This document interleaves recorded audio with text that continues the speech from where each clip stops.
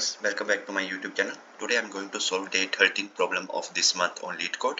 Before starting, if you guys haven't subscribed my YouTube channel yet, then please go ahead and subscribe it.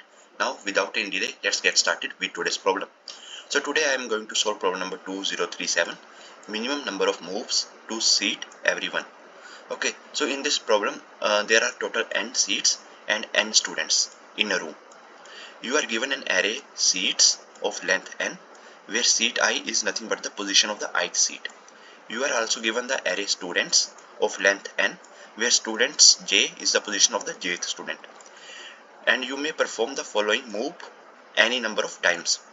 Increase or decrease the position of ith student by 1, that is moving the ith student from the position x to x plus 1 or from x to x minus 1. Okay, and we have to return the minimum number of moves required to move each student to a seat such that no two students are in the same seat. Okay, minimum number of moves. Okay, note that there may be multiple seats or students in the same position at the beginning. Okay, so now let's understand this problem with an example here. Okay, so here this is example number 1. Okay, these are the seats given to us 3, 1, 5, and these are the students given to us. Okay, so tell me this student, this seat 1 is closest to this student, right? So I can simply move this first student, right? The first student is moved from position 2. Okay, is moved from position 2 to position 1 using one move. Okay, and this student, okay, this seat 3 is close to this student, right? The third student is moved from position 4 to position 3 using one move. And here same way, this 5 is closest to this 7, right? So second student is moved from position 7. Okay, this is a position, right? Position 7 to position 5 using two moves. Okay, 7 to 6 and then 6 to 5 to. Okay, so what is the best way to solve this problem? So best way to solve this, let's just simply sort both the seats and students array. So after sorting, my seats and students arrays are going to look like this. Okay, then after that I am just going to calculate the absolute difference. Okay, so what is the absolute difference between 1 and 2? 1. What is the absolute difference between 3 and 4? 1. What is the absolute difference between 5 and 7? 2. And then perform the addition of all these and we will get our result. Okay, so simple, right?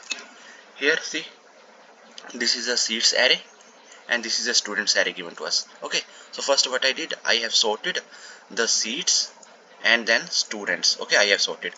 Now definitely see here, this position, okay, the first student we are not going to move it, okay, because the position is same as a seat. Okay, the second student is moved from the position 3, okay, to position 5, okay, using two moves. Okay, what is the absolute difference here? Two moves. This student, okay, that is student at this 3 at 2 index. Okay, student at 2 index. Okay, we are moving it from position 2 to position 4 using two operations. Okay, this student we are moving from 6 to 9 using 3 operation. That is nothing but absolute difference, and I am not moving this student. So what is the total value that I am getting here? 0 plus 2 plus 2 plus 3 is nothing but 7. Okay, 7 is the output. Okay, this is done. And then here see, these are the seats given to us, these are the students given to us. Okay, so I have sorted both seats and students, and then I am calculating the absolute difference. Absolute difference between 2 and 1 is 1. Absolute difference is 0. Absolute difference is 3. Absolute difference is 0. So what is the total result that I am getting? 4. Okay, 4 is my output. Okay, so this is very simple approach, right?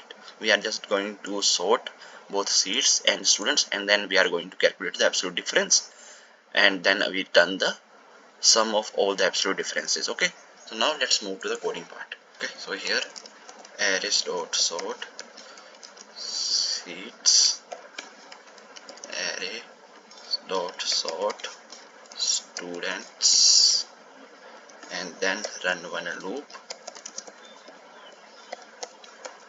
Seats dot length, because both the size are small, are same, right, for seats and students array.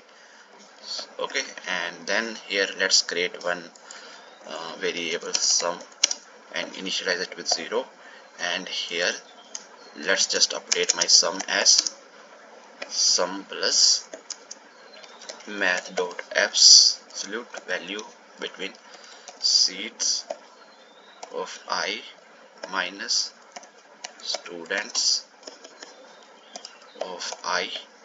Okay, and in the end we have to just return the sum. Okay, now let's just run the code and see.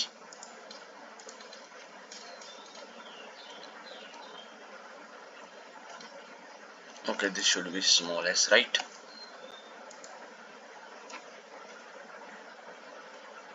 Okay, so all the test cases has been accepted and the time complexity is going to be off and login. Okay, because we are sorting our arrays. Right, now let's submit it. So our solution is accepted, right? So I hope that you guys are able to understand today's problem. If you guys still have any doubts, then please feel free to ask in comment section. Thank you.